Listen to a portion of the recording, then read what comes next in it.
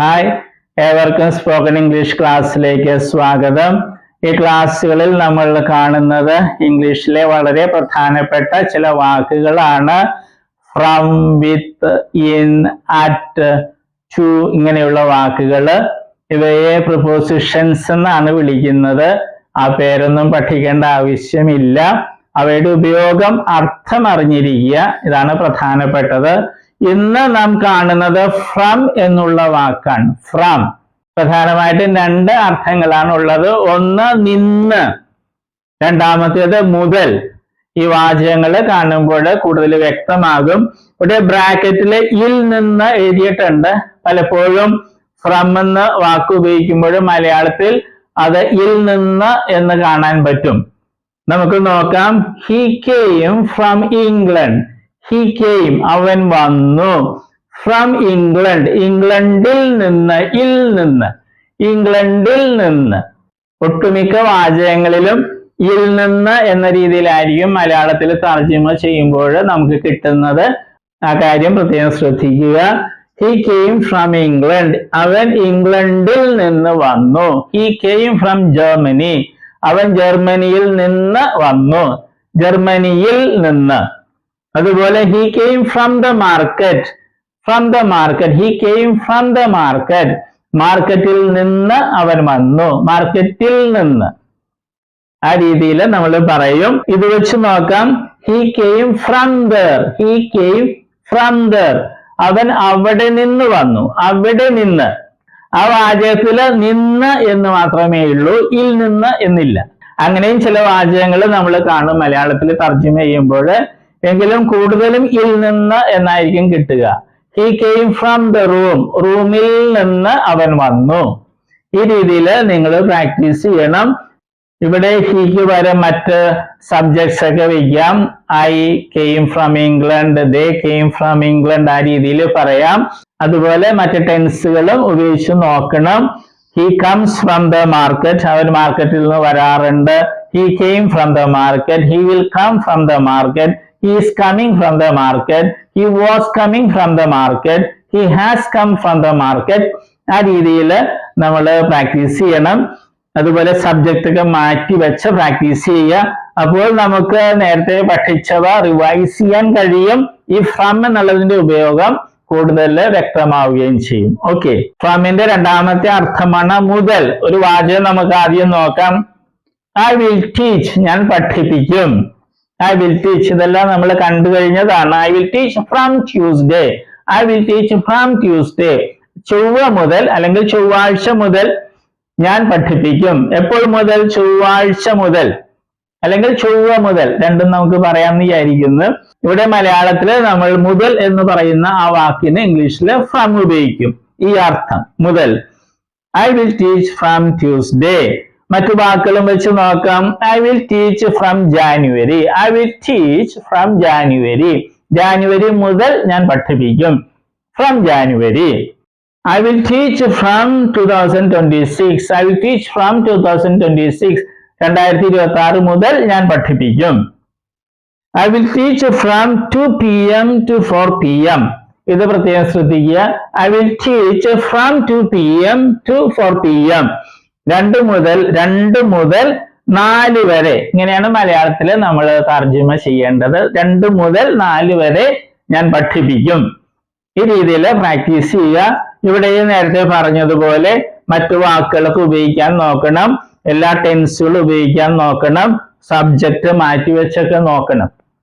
ഇങ്ങനെ നേരത്തെ പഠിച്ചതൊക്കെ റിവൈസ് ചെയ്യാൻ പറ്റും.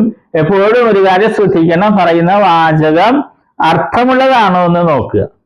അതോടൊപ്പം പറയുന്നത് കറക്റ്റ് ആണോ എന്ന് അറിയണമെങ്കിൽ വേറെ ഒരാളുടെ കൂടെ പ്രാക്ടീസ് ചെയ്താലേ അത് സാധിക്കും. നമ്മൾ തെറ്റ് പറഞ്ഞാൽ തിരുത്താൻ പറ്റും. അതുകൊണ്ടാണ് എപ്പോഴും മറ്റൊരാളുടെ കൂടെ പ്രാക്ടീസ് ചെയ്യണമെന്ന് പറയുന്നത്. ഈ ക്ലാസ്സിൽ നമ്മൾ കണ്ടത് ഫ്രം എന്ന വാക്കിന്റെ ഉപയോഗമാണ്, അർത്ഥമാണ്. പ്രധാനമായിട്ടും 2 അർത്ഥങ്ങൾ മലയാളത്തിൽ നമുക്ക് പറയാം. ഇതിന് വേറെ ഉപയോഗങ്ങളും ഉണ്ട്. പ്രധാന ഉപയോഗങ്ങൾ ഇത് രണ്ടുമാണ്. ഇൽ നിന്ന് അല്ലെങ്കിൽ നിന്ന്. രണ്ടാമത്തേത് മുതൽ. ഹി കെയിം ഫ്രം ആസാം അവൻ ആസാമിൽ നിന്ന് വന്നു. He came from the hospital അവൻ ആശുപത്രിയിൽ നിന്ന് വന്നു. ആ രീതിയിൽ കണ്ടു. മറ്റൊരർത്ഥമാണ് മുതൽ. അത് നമ്മളിവിടെ കാണുകയുണ്ടായി. I will teach from Tuesday, I will teach from Sunday, Sunday മുതൽ ഞാൻ പഠിപ്പിക്കും. ഈ രീതിയിൽ നമ്മൾ വാചകങ്ങളിൽ ഉപയോഗിക്കുന്നു. എല്ലാ ക്ലാസ്സിലും പറയുന്ന പോലെ പ്രാക്ടീസ് ചെയ്യുക. ഇനി വേർബിന്റെ ലിസ്റ്റ് ഉണ്ട്. ഈ 4 ഫോംസ് എപ്പോഴും പഠിക്കണം. പുതിയ വേർബ്സും പഠിക്കാൻ നോക്കുക. അതുപോലെ പുതിയ ഇംഗ്ലീഷ് വാക്കുകൾ, ഉച്ചാരണം, അർത്ഥം ഇതെല്ലാം പഠിക്കാൻ നോക്കുക. Okay, all the best. നമ്മൾ വെർബുകളാണ് കാണുന്നത്. വെർബ്സ് എന്ന് പറയുന്നത് ക്രിയകൾ അല്ലെ, വരിക, പോവുക എന്നൊക്കെ പറയുന്നതാണ് വെർബ് അല്ലെ ക്രിയകള്. അപ്പൊ വെർബിന് അല്ലെ ക്രിയക്ക് ധാരാളം രൂപങ്ങളുണ്ട്. ഉദാഹരണമായിട്ട് മലയാളത്തിൽ എഴുതുക എന്ന ക്രിയ അല്ലെങ്കിൽ വെർബ് എടുക്കുക, അങ്ങനെ ഒത്തിരി രൂപങ്ങൾ. എഴുതുക, എഴുതും, എഴുതുകയാണ്, എഴുതിയിട്ടുണ്ടായിരുന്നു, എഴുതുവാൻ, എഴുതുമായിരുന്നു, എഴുതണമായിരുന്നു, അങ്ങനെയൊക്കെ ധാരാളം രൂപങ്ങൾ മലയാളത്തിലുണ്ട്. അതുപോലെ ഇംഗ്ലീഷിലുണ്ട് ധാരാളം ഫോംസ്, രൂപങ്ങളുണ്ട്. അതിൽ 4 എണ്ണമാണ് ഇംഗ്ലീഷിലെ ഏറ്റവും പ്രധാനപ്പെട്ട രൂപങ്ങൾ. അതേതൊക്കെയാണ്? ഫോം എന്ന് വെച്ചാൽ രൂപം. Base form, present form, past form, past participle form.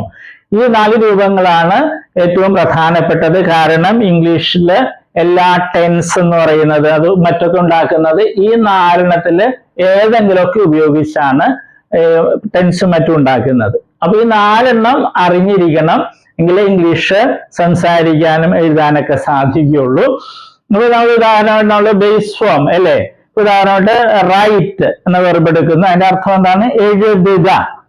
Present ഫോമില് right ഉണ്ട്, റൈറ്റ്സും ഉണ്ട്.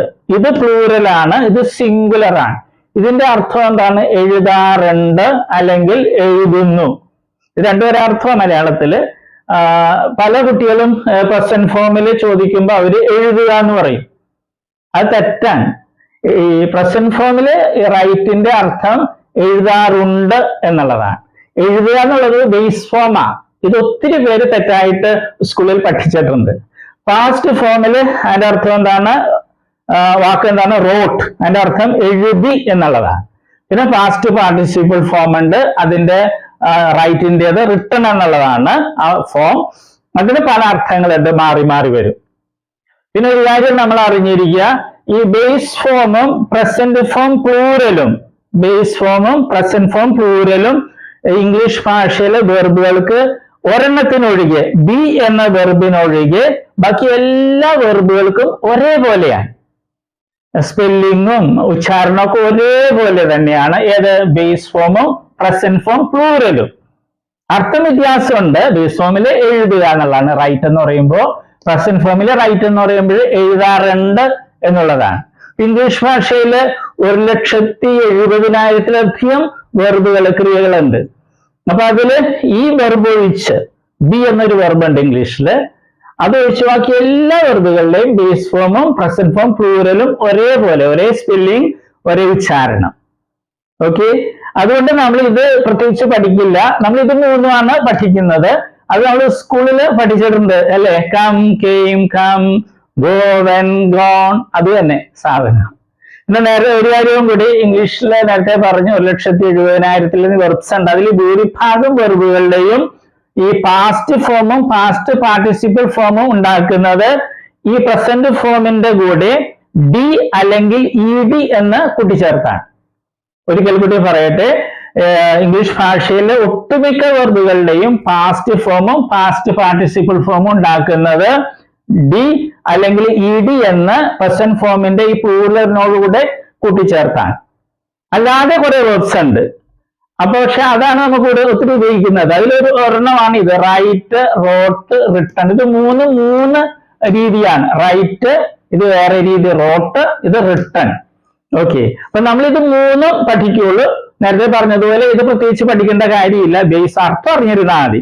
ഓക്കെ, ഇപ്പൊ കമ്മിന്റെ അർത്ഥം എന്ന് പറഞ്ഞാൽ വരിക. ബേസ് ഫോമിൽ കം എന്ന് പറഞ്ഞാൽ വരിക എന്നായിരിക്കും. പ്രസന്റ് ഫോമിൽ വരാറുണ്ട് എന്നായിരിക്കും അതിന്റെ അർത്ഥം. ഉച്ചാരണവും സ്പെല്ലിങ്ങും ഒന്ന് തന്നെ ആയിരിക്കും. അപ്പൊ നമ്മളിത് 3 സ്കൂളിൽ നമ്മൾ പഠിച്ചിട്ടുണ്ട്. അത് ശരിയായിട്ടൊന്ന് മനസ്സിലാക്കണമെന്നേ ഉള്ളൂ. നമ്മളൊരു 16 ലിസ്റ്റ് വെർബുകൾ ഉണ്ടാക്കിയിട്ടുണ്ട്. ഏറ്റവും കൂടുതൽ ഉപയോഗിക്കുന്ന വെർബ്സ് ആണ്. ഇടിയും ചേർത്തതും ഉണ്ട്, പിന്നെ പ്രത്യേകതയുള്ള വെർബ്സും ഉണ്ട്. അത് നമ്മൾ പഠിക്കണം. ഇന്ന് നമ്മൾ കാണുന്നത് വെർബുകളുടെ ലിസ്റ്റിലെ 15ാമത്തെ ലിസ്റ്റ് ആണ്. വെർബുകളിലെ ഫോംസിൽ 4 ഫോംസ് ആണ് ഏറ്റവും പ്രധാനപ്പെട്ടത്. Base form, present form, past form, past participle form. കാരണം ഇവ ഉപയോഗിച്ചാണ് ഇംഗ്ലീഷിലെ ടെൻസുകളും മറ്റൊക്കെ ഉണ്ടാക്കുന്നത്. അപ്പൊ ഈ 4 ഫോം അറിയാതെ നമുക്ക് ഇംഗ്ലീഷ് നന്നായിട്ട് കറക്റ്റ് ആയിട്ട് സംസാരിക്കാനോ എഴുതാനോ സാധിക്കില്ല. മറ്റൊന്നുള്ളത് ബേസ് ഫോമും പ്രസന്റ് ഫോം പ്ലൂറലും ഒരേപോലെയാണ് ഇംഗ്ലീഷിൽ, ഒരു വെർബ് ബി ഒഴിച്ച്. നമ്മൾ നേരത്തെ കണ്ടു. എന്നാൽ അർത്ഥം വ്യത്യാസമുണ്ട്. മറ്റൊന്ന് പ്രസന്റ് ഫോമിന് പ്ലൂറലും ഉണ്ട് സിംഗുലറും ഉണ്ട്. സാധാരണ എസ് എന്ന് കൂട്ടിച്ചേർക്കുമ്പോഴാണ് സിംഗുലർ ആകുന്നത്. ലിസ്റ്റിൽ ആദ്യം കാണുക, പ്രസന്റ് ഫോമിൽ ആദ്യം കാണുന്നത് പ്ലൂറലാണ്, രണ്ടാമത്തേതാണ് സിംഗുലർ. അർത്ഥം ഒന്ന് തന്നെയാണ്. അപ്പൊ നമ്മൾ 3 ഫോമേ പഠിക്കുള്ളൂ: present form, past form, past participle form. തുടങ്ങാം. Lie, lay, lain, see, saw, seen, speak, spoke, spoken, steal, stole, stolen, where, wore, worn, ride, rode, written. ഈ വെർബുകളുടെ പ്രത്യേകത എന്താണ്? ഇത് മൂന്ന് രീതിയിലാണ് അല്ലെ? പ്രസന്റ് ഫോമും പാസ്റ്റ് ഫോമും പാസ്റ്റ് പാർട്ടിസിപ്പിൾ ഫോമും വെവ്വേറെ രീതിയിലാണ്. ഇനി അടുത്തുള്ള ഇനിയുള്ള വെർബ്സ് ഒക്കെ നമ്മൾ പാസ്റ്റ് ഫോമും പാസ്റ്റ് പാർട്ടിസിപ്പിൾ ഫോമും ഉണ്ടാക്കുന്നത് പ്രസന്റ് ഫോം പ്ലൂറലിന്റെ കൂടെ ഡി എന്നോ ഇ ഡി എന്നോ കൂട്ടിച്ചേർത്താണ്. ഓക്കെ, നമുക്ക് കാണാം. afford, afforded, afforded, annoy, annoyed, annoyed, attach, attached, attached, alert, alerted, alerted, upload, uploaded, uploaded, attend, attended, attended, cow, cowed, cowed, cause, caused, caused, check, checked, checked, cuff, cuffed, cuffed, dare, dared, dared, depend, depended, depended, expand, expanded, expanded, fade, faded, faded, fetch, fetched, fetched, float, floated, floated, fix, fixed, fixed, guard, guarded, guarded, identify, identified, identified, interrupt, interrupted, interrupted, introduce, introduced, introduced, knit, knit, knit. അത് knitted എന്നും കൂടിയുണ്ട്, അത് പ്രത്യേകം ശ്രദ്ധിക്കുക. Multiply, multiplied, multiplied. ഈ വെർബുകളൊക്കെ ഇംഗ്ലീഷിൽ ഏറ്റവും കൂടുതൽ ഉപയോഗിക്കുന്ന വെർബുകൾ ലിസ്റ്റിൽ പെട്ടതാണ്, അത് പ്രത്യേകം ശ്രദ്ധിക്കണം.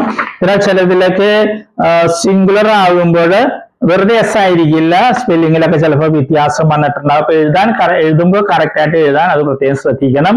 അല്ലെ പാസ്റ്റും പാസ്റ്റ് പാർട്ടിസിപ്പിളിലൊക്കെ ചിലപ്പോൾ അക്ഷരങ്ങൾ ഇരട്ടിച്ചിട്ടുണ്ടാവും, അതും പ്രത്യേകം ശ്രദ്ധിക്കണം. Okay, all the best.